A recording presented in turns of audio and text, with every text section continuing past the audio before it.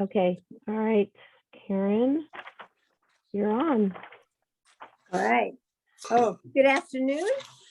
We're pleased to be here to join you on February 7th, Monday at 3 o'clock for our SWAT meeting for the Southwest Area Transportation, which is a regional agency for CCTA, the Contra Costa County Transportation Agency. Today, we'd like to start the meeting by a roll call vote to make sure that everyone is here. Darlene Amaral, will you please do the roll call? Yes, Madam Chair. Mayor Soft, Here. Mayor Hudson, Here. Supervisor Anderson, Mayor Geringer, Here. Vice Chair Worth, Here. and Chair Stepper. Here. Thank you. We'd next like to welcome all the people who are joining us today, and we'll start with the staff and agencies of each of those cities.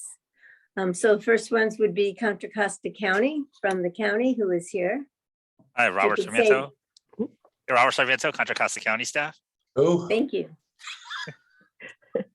Danville, Hi, everyone. with Andy you. Dillard, Town of Danville. Caitlin. Caitlin, are you on? Yes, I am. Hi, everyone. Caitlin, Town of Danville. All right. Lafayette, Good afternoon, Mike Moran, City of Lafayette. all right, thank you. Moraga.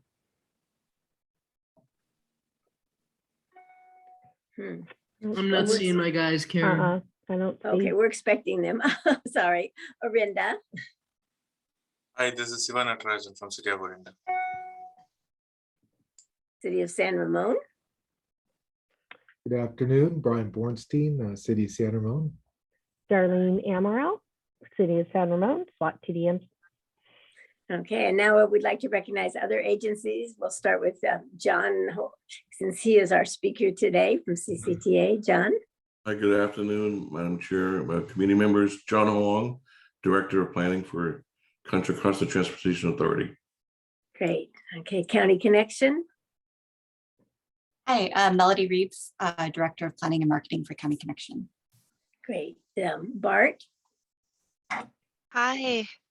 Hello, good afternoon. My name is Celestine Doe, representing BART in the Grant Development and Advocacy Department.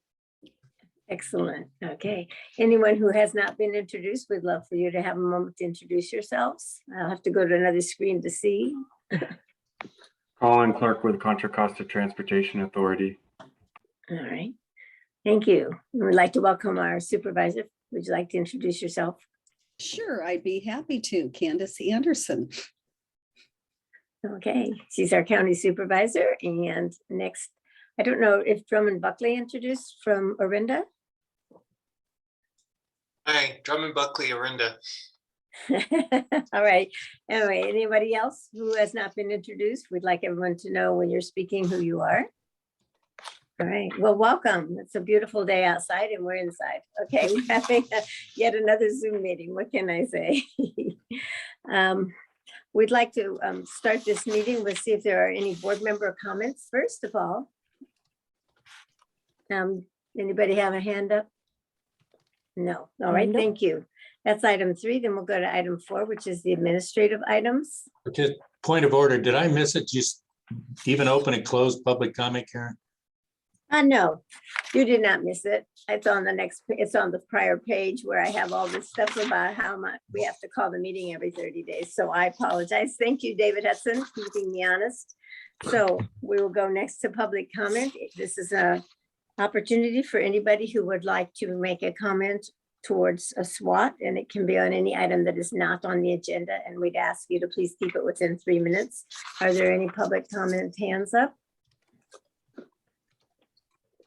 Nope, seeing none. All right, then we'll close the public comment and we will go back to board member comment. Did I miss anybody? All right, thank you. Administrative items from the staff, item 4. None at this time, Madam Chair. All right, so nobody has sent any in, so we will go forward with the consent agenda. Anybody like to make any withdrawal of the item from the consent agenda or revisions to the approval of the minutes for our SWAT meeting for January 10th, 2022? I'll move consent, Hudson. Second, Geringer. Okay, so it's been moved by Dave Hudson and seconded by Teresa Geringer. Any comments? All right, please take the roll then, Darlene Amaral. Sure.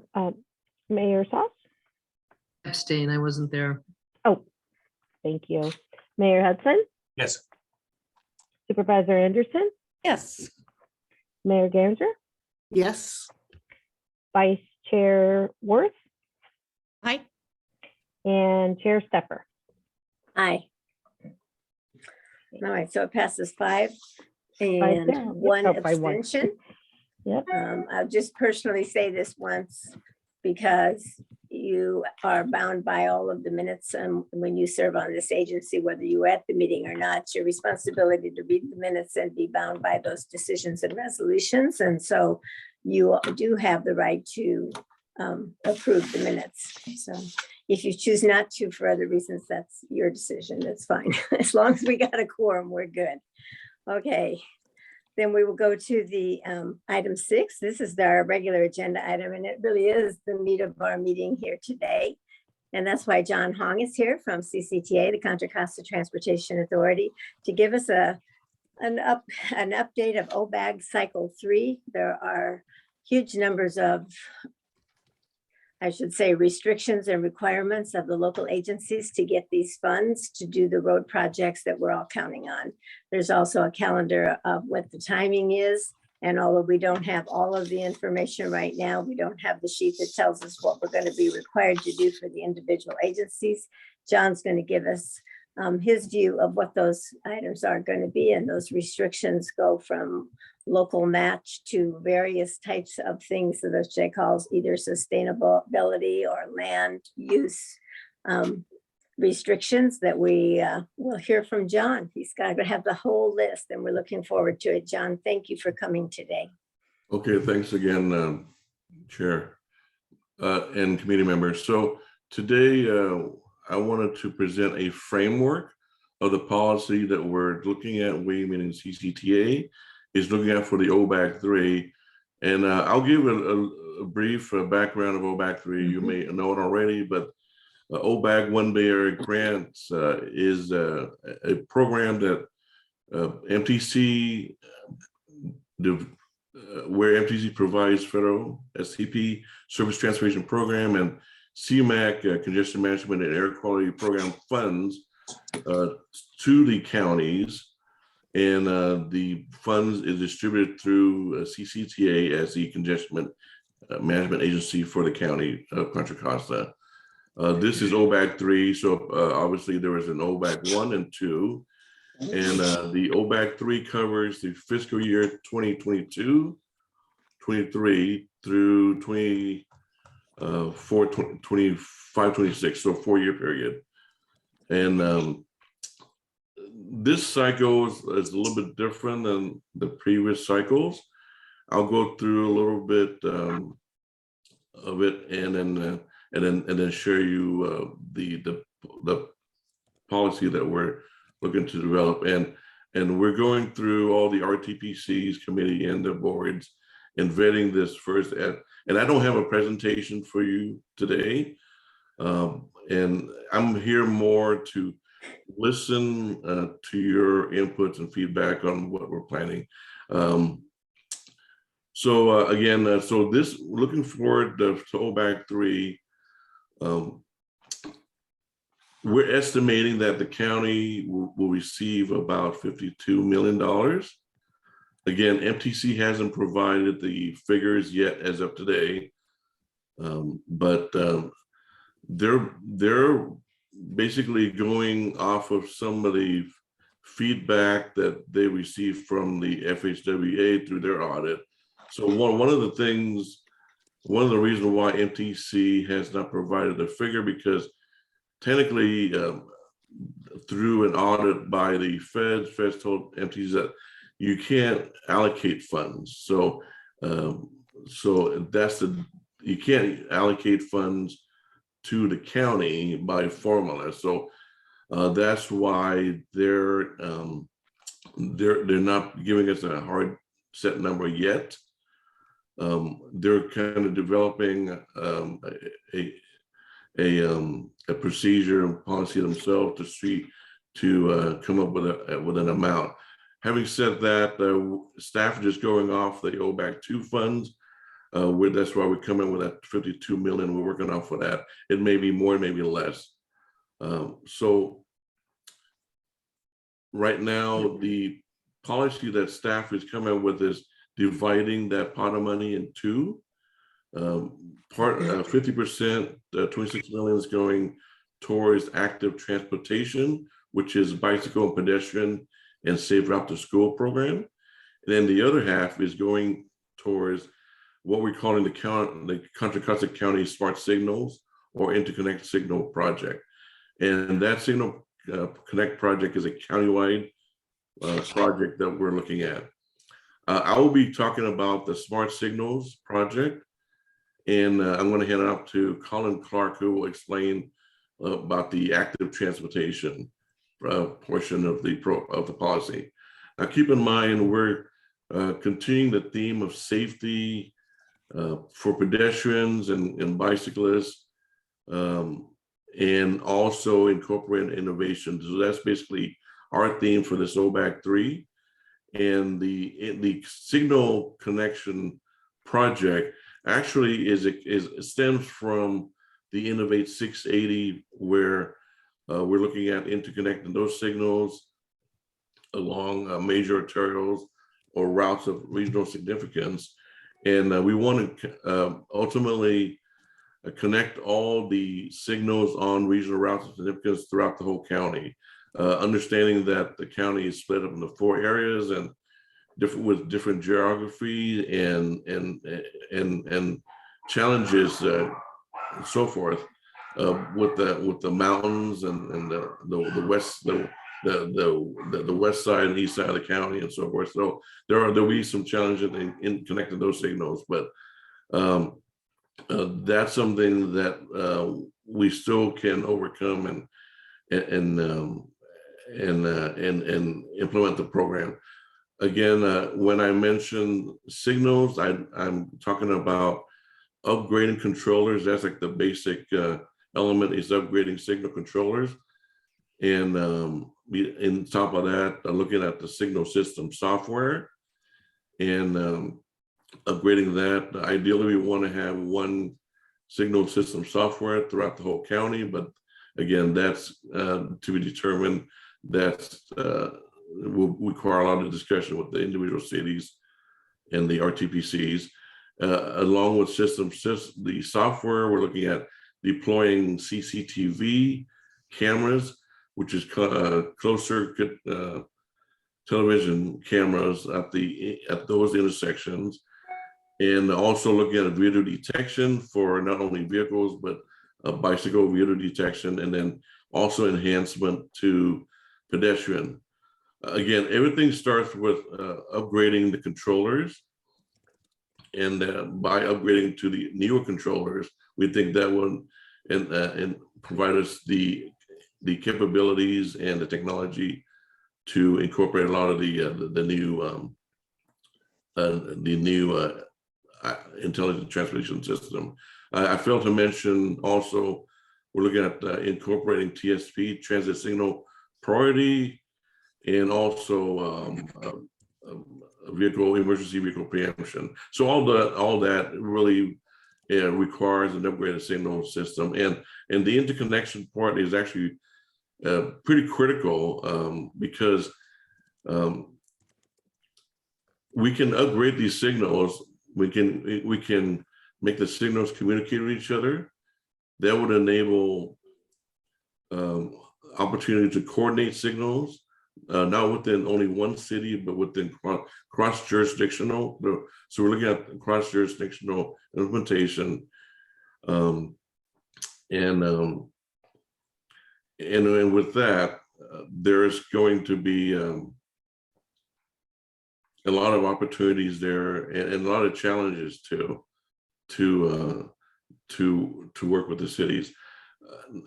I'm working with a consultant right now to actually, who will be reaching out to all the cities and one by one, and really sitting down with the cities, taking inventory of all the signals that are currently existing at the city, identifying what controller they have, what software system they're using, and so forth. So that's the first step, and then once we get that identified, we're going to sit down and identify which signals we're looking to update. When we, again, for this project, we're looking at CCTA as the entity that's sponsoring the project. So that alleviates the city in a way from having to manage its individual project within the city's limit. And also it just provides CCTA the opportunity to kind of lead the whole process and submit one large project for the region. Let me see what else am I missing? So that in a nutshell, that's a smart corridors project. And before we go to the next one, maybe we could take questions, John, of you, and also comments from the staff, the TAC, whom we depend on a great deal. Okay. So okay, and then when you go ahead, if you have more to say, and then before we go to Colin, then. Yeah, and then again, one thing before I go hand out to Colin, this applies both to the active transportation part and the signal connection part, is that keep in mind that you didn't hear me say local streets and roads, right? Pavement overlays, right? So you're going to ask me about that, which is fine. Keep in mind that in the past, this is a critical point to understand, when CCTA receives the funds, we would allocate the funds to each city. So each city received money based on a formula of population and lane miles. We can't do that this time. So even if we decide to, let's say, for example, we decided to use the money from the roads, we still have to do a call for project as a competitive call. So I guess my point is that not all cities is guaranteed any money at all. And having said that, there's other money besides OBAG 3 funds that are available for streets and roads. With that, I'm going to hand it off to Colin to explain the active transportation projects a little bit more. All right, before we go to the active part, I want to see if there's any questions on the signalization. Dave Hudson? Yeah, I want to go back to the basic question, John. Maybe I missed it, but to repeat it, OBAG 3 period covers what dates again? From federal fiscal year 22, 23 through 25, 26. Whoa, okay, thank you. All right. Any other questions or any comments by staff the TAC who have worked on these as well? Renata Sauce? Thank you, Karen. John, thank you for that overview. Two questions. One is, how did what was the thought process between the smart signals project floating to the top of the pile, or at least being one of the two finalists? And then second, I noticed, so it's 26 million at this stage, but it's a $90 million project, at least by estimates. What is the thinking on how that gets funded on the back end? Okay, so I'll ask you your second question first. Okay. So, all right, it is, yeah, so you know that it's $90 million. Originally, when the project was scoped out, there's 700 signals that's estimated that needs to be upgraded. So of course, we're going to be doing this in phases. So this first phase is using OBAG 3 money. And of course, we're going to be looking at other funds to complete the other signals. We're going to be focusing on routes of regional significance. So for instance, a city may have other signals within the cities. We're not saying that all signals needs to be upgraded, only the ones that are of regional significance. And that could be a portion of the city signal system. And the city, although it's not that uncommon, can have two different signal software system in place. To your question, how do we come to choosing to use the money towards the connected system? That's something that came from our executive director and his vision of where Contra Costa needs to be. It's all revolves around innovation, and the main part of the innovation as far as traffic, managing traffic and enhancing and enabling implementation of technology starts with the signal controllers. So that's the root of it. Karen, can I ask a follow-up? Yes. Mhm. So John, when you say routes of regional significance, is that as defined right now or as will be defined in the updates to the action plans that are forthcoming? That's a great question, Committee Sauce. Actually, we're in the middle, as you know, we're in the middle of updating that action plans, and we're looking at routes of regional significance as discussed so far is what is the routes? I know there's existing routes of regional significance in place, and then it may change, and then we have to consider not only your traditional roadways that serves automobile, but we're looking at transit, we're looking at bicycling and pedestrian. So that is, I think that's being developed now through the different RTBCs, and we will end up going with the routes of regional significance that is defined in the new action plan. Okay. Any other questions of John? Otherwise, then I'd like to, there's one, Brian. Did you have your hand up? Thanks. Yeah, Brian Bornstein. comments through the chair. Yeah, John, I think you did touch on the local streets and roads. I think it's really important in this campaign for this money allocation to really understand the benefits of the citywide signal system, because I know in the other OBAGs there was a portion of this that did go to local streets and roads. I know there are agencies that are always, a lot of agencies overall trying to improve their roads. So you're basically taking that piece out of the pie. I understand, John, you were saying that you can't really do that this time, which should be good to really clarify, because in the other OBAGs, a lot of agencies got local funding and did road type of work, versus this is taking the full lion's share, the 50%, to go towards this countywide signal upgrade. So I think it really is important to really emphasize and promote what can be done, because people are going to ask, oh, well, what about the roads? I think that's going to be a natural question that's going to come up in this process. And that was discussed somewhat when we had the SWAT TAC meeting as well. Okay. Are you looking for John to give a comment now or later, Brian, on that? It's up to you, John. Yeah. I recognize the importance of the local streets and roads funding, and again, that's why we're here with the framework. It's not in stone. It's not set in stone yet, and I'll certainly take this back and we convene and talk and see what we can do. All right. Looking for other hands, questions for John. Amy Worth. Wait, Amy, but you're on mute. Amy, you're mute. Thank you. Thank you, Madam Chair. John, thank you so much for this presentation. And I know that, to your credit, you did a lot of negotiating regionally, the transportation authorities, to increase the percentage that comes directly to the county. So I know you did that.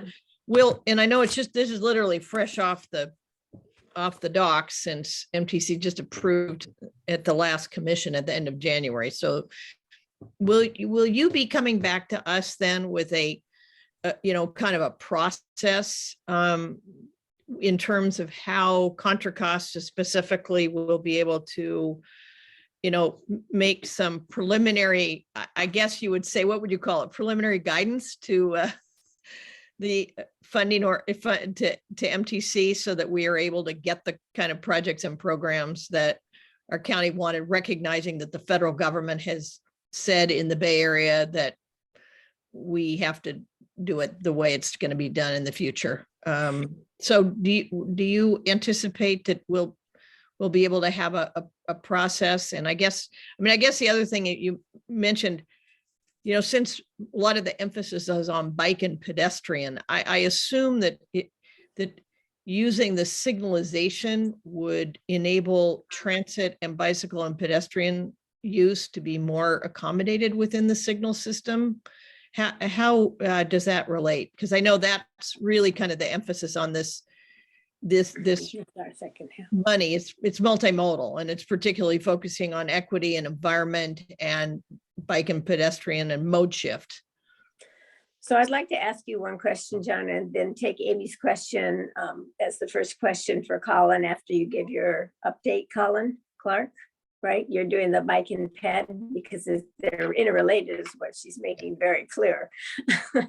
I wanted to ask you, John, since you said that it depends on whether all the cities want to have the same program, and you didn't seem to have a handle on how many cities have which types of signalization. I know we've been doing major upgrades in Danville. So is this something you're going to do soon, or are we not very involved? Because you said the consultant would ask all the cities, but then you said, but actually this part is controlled completely at the CCTA level. Okay. Okay, let me clarify that comment. So we have consultants underway right now. We just executed the contract last week. So they'll be reaching out to each city, each of the 21, the cities and the county. We have a list of projects that we've identified through the current regional routes of significance. And we've identified which intersection that we're looking at. And then we'll sit down with each city and identify and go walk and talk with them to see, these are confirm the location and the current equipment and so forth. If a city already have 2070 controllers, which is the latest and the greatest, then they don't need to be upgraded. But there's other elements there, like I mentioned, the cameras and the video detection that cities may or may not have. When I mentioned a CCTA as a project sponsor, so we basically group all these signals in the Connect project into one project, what we call the Smart Signals project, which CCTA is proposing to be the project sponsor.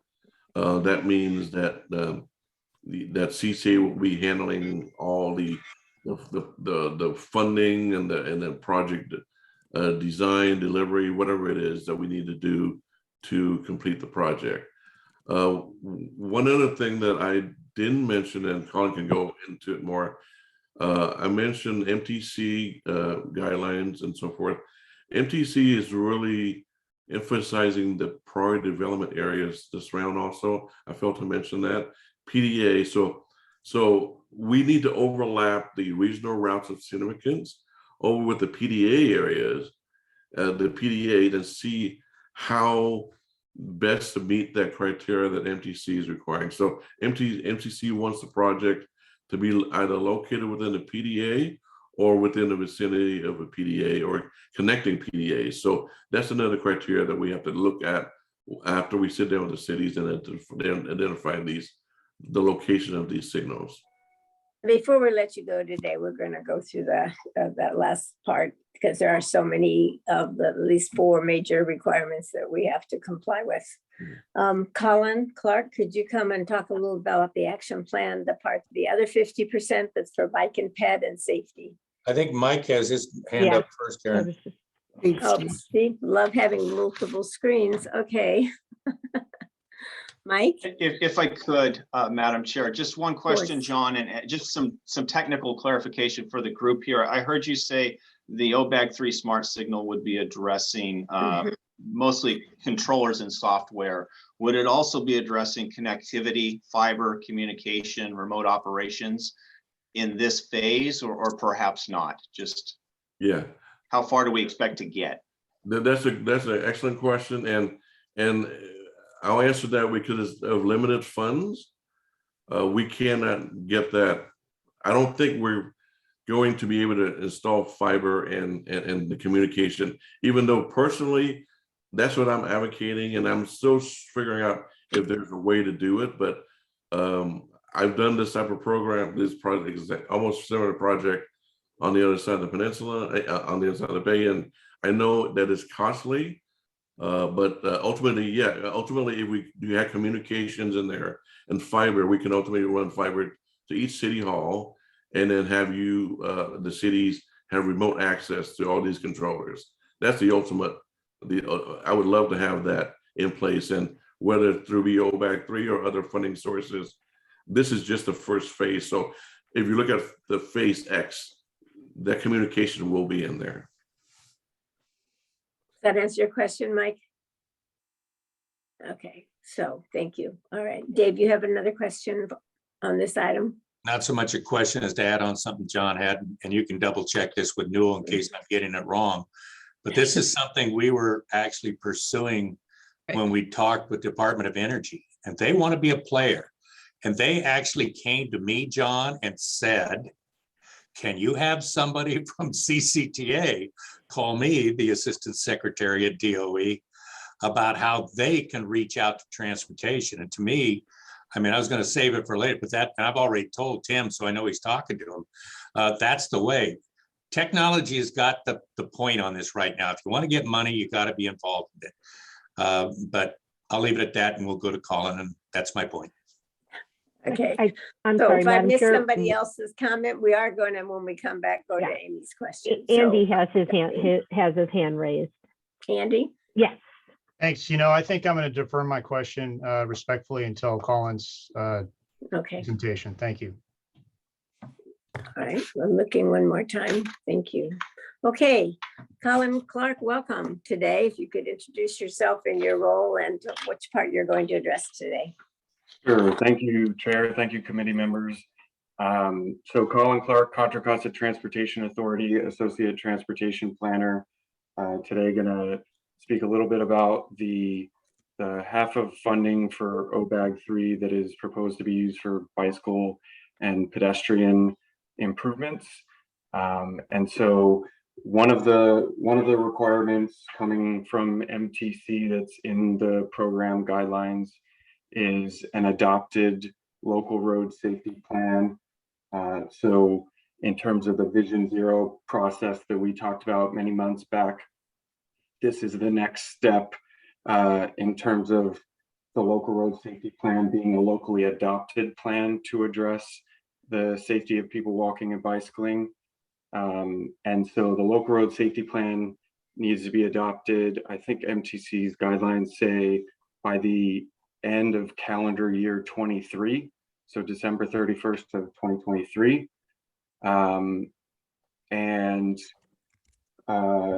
In terms of the priority development areas, the OBAG 3 funding requires something like 70% or more of the funds to be spent in the priority development areas. And so we're encouraging local agencies to collaborate with neighboring jurisdictions and other jurisdictions to bundle projects so that they can compete more readily at the regional level, whether it's regional routes of significance or projects that are mentioned in the CCTA countywide toolbox for Vision Zero safety. There's projects that will compete well at the regional level are hopefully going to include quick build projects, but also the countywide bike ped plan project list that was adopted in 2018 countywide. That is going to factor into the funding, and existing projects that are in an existing locally adopted plan are going to compete more easily at the regional level, is what we're seeing.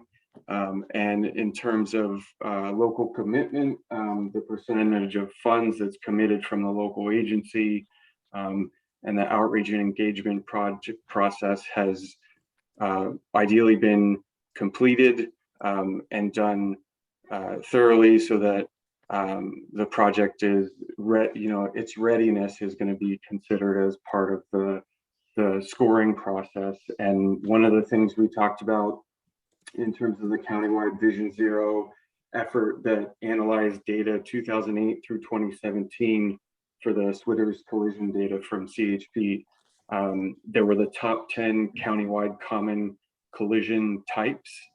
And so those would be encouraged to be part of the bundled projects across jurisdictions.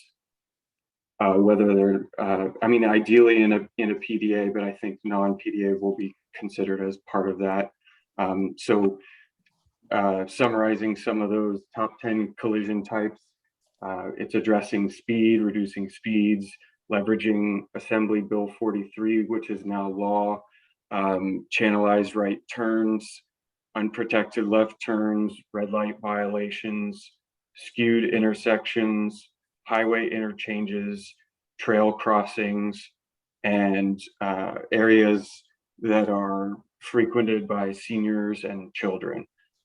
So definitely proximity to schools and those types of things will help in the scoring of this portion of the funding, which could be up to $26 million countywide for the OBAG 3 cycle. And with that, looking forward to input and questions.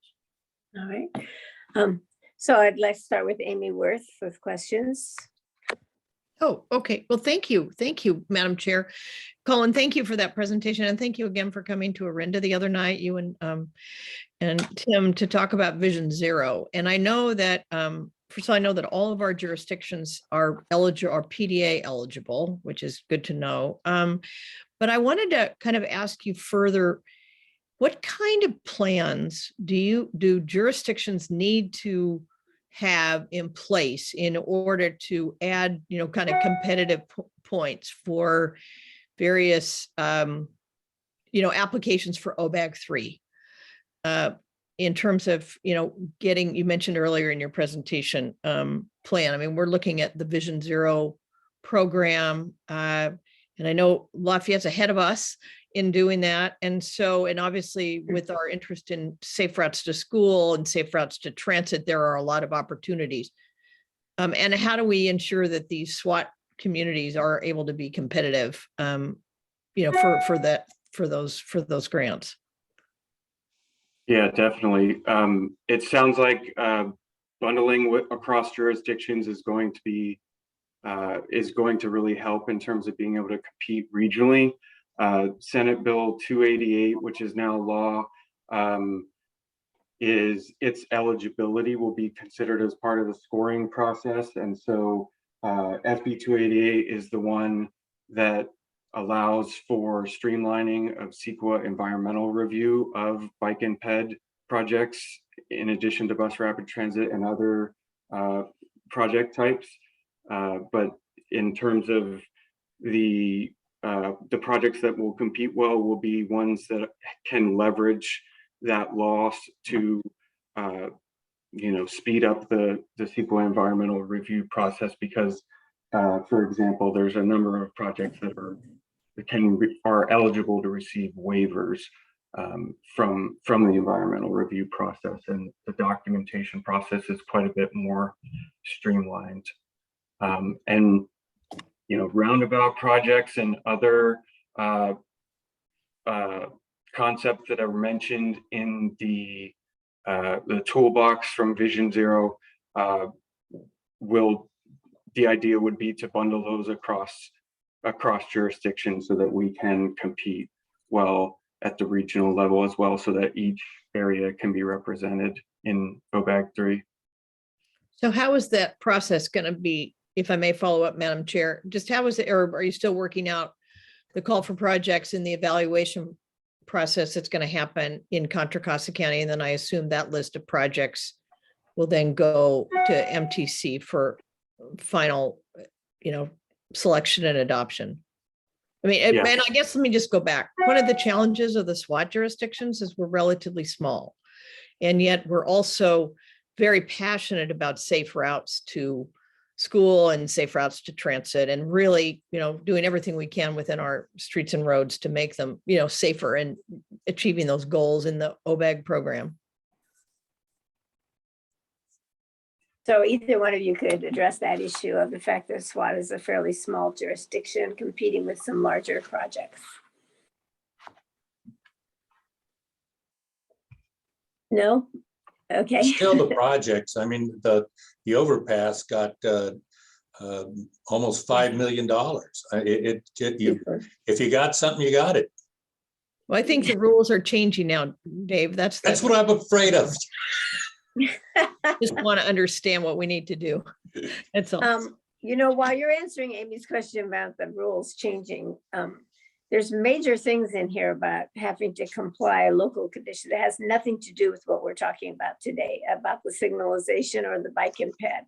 It has to do with density bonuses, ADUs, surplus lands, all kinds of other things that are going to come out, as I understand it, shortly in a criteria worksheet that the local agency has to comply with.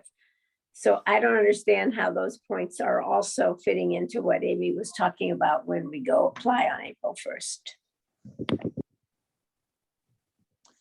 John's got his hand up. Okay, thank you. I'm sorry, can I respond to that? So, John. Yeah, okay, so, what was I gonna say? Okay, so keep in mind that the application, because for the bike ped projects, active transportation projects, we're gonna do a call for projects. So we need to follow MTC's criteria as much as possible, almost to the T, and add some additional criteria, because let's say we end up with 20 projects that we think are the best project in the county. And we bring that up to the MTC level. MTC actually will evaluate those projects against all the other counties. So so we may not, our best projects, maybe 8 of them might compete very well and get funding, and then the other 2 might not get funding at all. So number 1 is that we're gonna identify those criteria that you mentioned, Chair. Anything that MTC is requiring, we will have to make sure that that's included in our own evaluation prioritization process. And then so that's it. And just to give you some background information, we've kind of discussed our proposal with MTC staff already about what we want to do with the money, and they're very receptive to us using the money for the active transportation and as well as the smart signal project. So I just want to give at least you that background information. Renata Sauce. Thank you, Madam Chair. I'm not sure if this is for John or for Colin. So I noticed that one of the OBAG criteria for a jurisdiction's project being eligible is compliance with RENA, with RENA implementation, and so that was interesting. But my question is there more to it? I mean, in other words, is that also a thumb on the scale for desirability of a project, especially in the PDAs, right? Is sort of connection to or furthering the implementation of the RENA allocations. John or Colin? I know, yes, you're right. The RENA is embedded into the OBAG cycle, and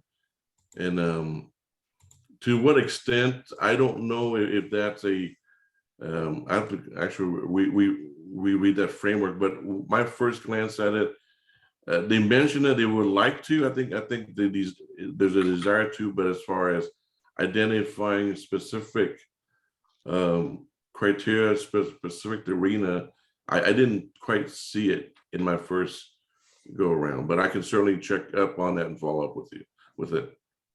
I think that's an overriding question for this whole presentation today, because there are all these rules that have to be conferred with, as you said, John, you have to be, cross your T's, whatever, dot your I's on everything that MTC is requiring, regardless of whether it's part of this application or not. So. Yeah, do either you or Colin want to report on that, or do you want to come back to our next meeting and give us an update on some of these questions? Because at that point, I assume then by then we will have this checklist that's still pending on this current process. Yeah, so we certainly will check back with MTC, and again, what they release is a framework themselves. So we can still provide comments on that framework, and we'll certainly I'll check up on all the final requirements that's being proposed by MTC, and then we'll report this back to this committee as well as the other RTPCs. Renata, you or other people, do you want to comment on whether these things should be part of the criteria or not? So that when they're coming back to us with this, whether or not we've had some feedback to that. David's raising his hand. He may have comments. Yeah, he's on my other screen, so I was coming to yours first. Thank you. I'll let Dave go. Oh, I didn't want to Dave, jump in that's front of it. Andy, but mine was Yeah. more for clarifying. But when Amy Worth, who has been sitting on MTC forever, alludes to something that she kind of sees might be a problem without saying what the problem is, it's a problem. If you don't think Rena's going to be part of this, the first question I asked John was, what was the time frame of OBAG 3? Yeah, look at her smile. What was the time frame of OBAG 3?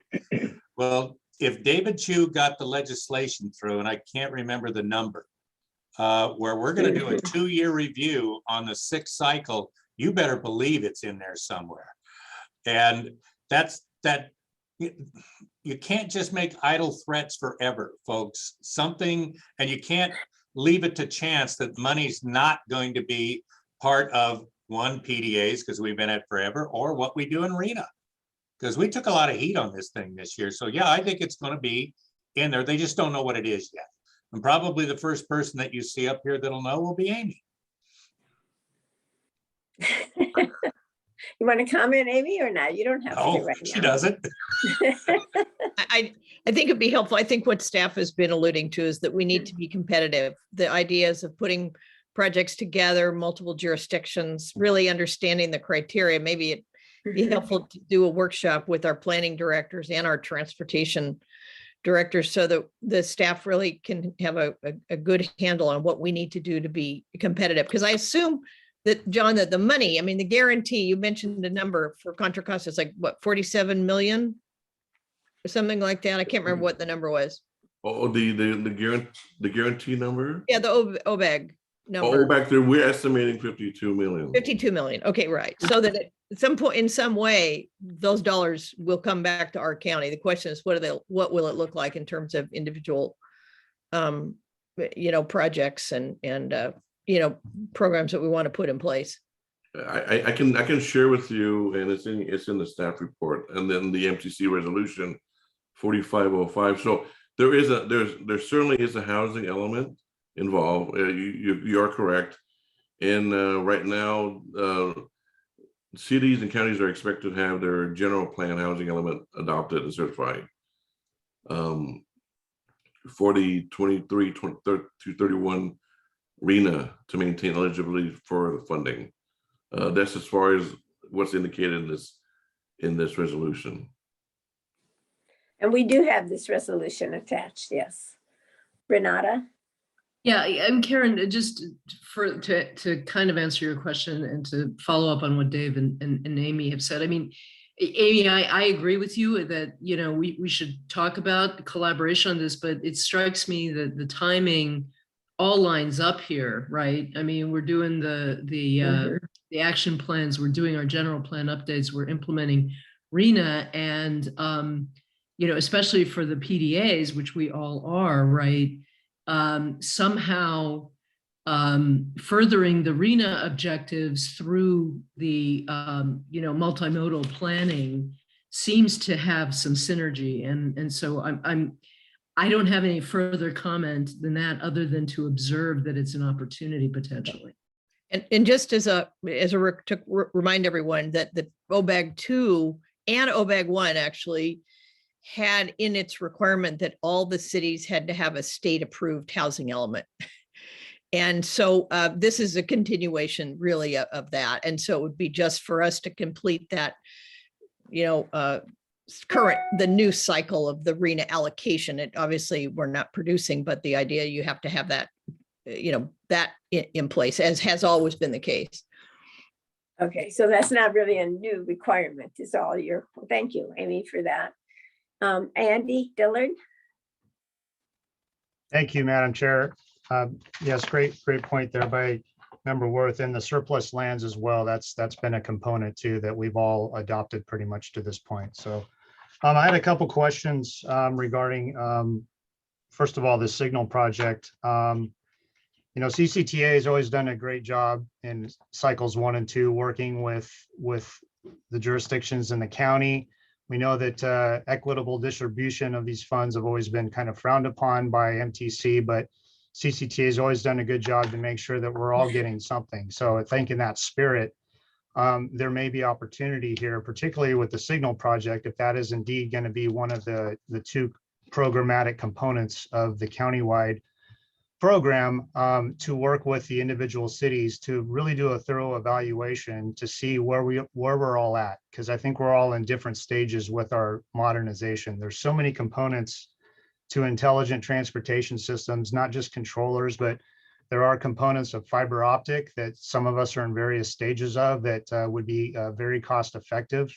Some of us don't have to put in whole new fiber optic systems to get where we need to be. Video detection, all those types of things, adaptive coordination, all that involve ped and bike as well. We're all in various stages of that. So I definitely encourage the staff to work with the agencies to listen to where we're at in our processes to see how best we can participate with this program. Because ultimately we all want to have all of these things at the end of the day. So any progression of that, I think, is a good step forward. My first comment when I heard this, and I'm speaking probably more to the elected officials here, but local streets and roads is always meant to be an inclusive program, not only of pavement management, but ped, bike, complete streets, signals, all of those things. And that local streets and roads program in the past has provided that flexibility to have all those different kinds of components. So this is a little bit of a shift in routing it directly to a Signal project. Not that I don't love that, because that's part of what I do also, but it's, I think, in the same token as my first point, that we just, to be sure to work with all the cities just to make sure that we can all, participate in this project, because I think it would be a great project.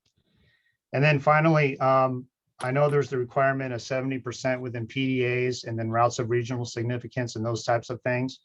Some of these projects that we're talking about, they're not specific to a location. If you're talking about an intersection, yes, but if you're talking about a segment type of project, you're talking about arterial and collector roadways that are connected together. So I think we need to take a little broader look at that, of how that project's put together, because it may not just involve a route of significance. It may connect to one, it may connect to a PDA, but it may not be directly within it. So I think it's important to make sure that we're recognizing that as well. So thanks for letting me chime in. Appreciate it. Are there other people who would like to make some comments here? This is not an action item, but that OBAG 3 chart on page 25 was pretty complete, bringing up all these issues that we've been talking about. And this, as far as I can tell, coming back on SWAT, is a complete change of direction from, as Andy just said, where we worked very hard to make sure every city got a fair share or a project that was ongoing. It's not going to look like that's what the current plan is going to be. So any comments on that or from other people? Otherwise, it is an item that will come back to us because it's going to have this criteria sheet coming forward. And I'm assuming that the TAC is going to have to move pretty quickly to get some concurrence on trying to get what it's going to take to be included in that project, because it's not something we're looking 6 months down the road now. We're looking at a very short timeline before it comes back. Dave Hudson. Just a last thing too, John, what I think we're going to run up against is, and it hasn't been brought up, is when you start looking at the criteria, equity is going to climb real fast on who gets funding in these projects. That's why it may be that a large part of it is going over into the Richmond area. I don't know how soon the Tri-Valley is going to get brought into the equity issue, but 617 is still very strong in the state. And you saw the wording too, Amy, how many times we start, it's no longer equality, it's equity when we start looking for funding. So we're going to be up against it. We're going to have to write very good requests. I think that's what we're hearing here under the underlying theme of all those who spoke today. Is it's going to be a very different process for getting the funds, and it starts as soon as the updating review that's coming through the TAC. I think I saw March 17th, and it's going to the authority board on April 20th. That's like right around the corner. Yeah, it's a very fast, expedited. And then just think, not only OBAG 3, but we're in the midst of the action planning update too. So it's a lot of work going on. Yeah, I don't think there's any promises that there couldn't have to be a special meeting here to make sure that we're included, because it's really important. Amy Worth? Amy? Thank you, Madam Chair. You know, John, you bring up a really good point in that this is happening at the same time as the updates. So is it your sense that the idea too would be to sort of try to dovetail the updates with this opportunity, and then also going to the next phase where we have the nexus studies that kind of are more aligned with where we think we could reasonably expect to provide, find funding? Yeah, I think the outcome of the action plan, as far as regional significance, is certainly going to feed into where the funding is going to be focused on. That's 100%. Yeah, for sure. As far as the nexus of, can you elaborate on that second part?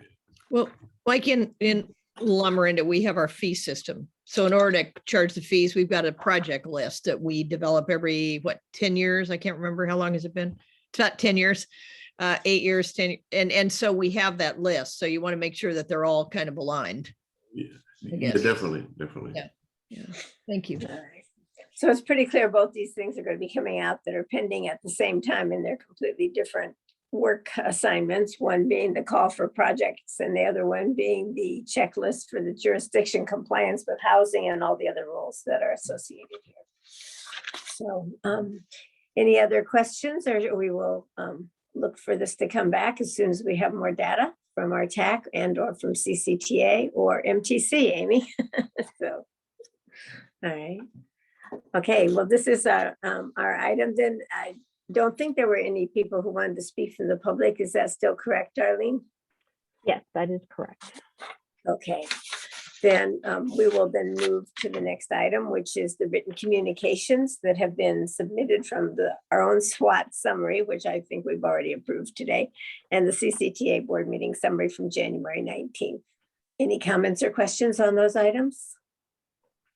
All right, then what would you like to see on item 8, which is the next agenda? Which is unfortunately at the same time as my commission workshop. But anyway, annual commission workshop for Danville. But anyway, any But a other new location for a retreat. Yes, you do, huh? All right. Is that what we're seeing on your screen? Okay.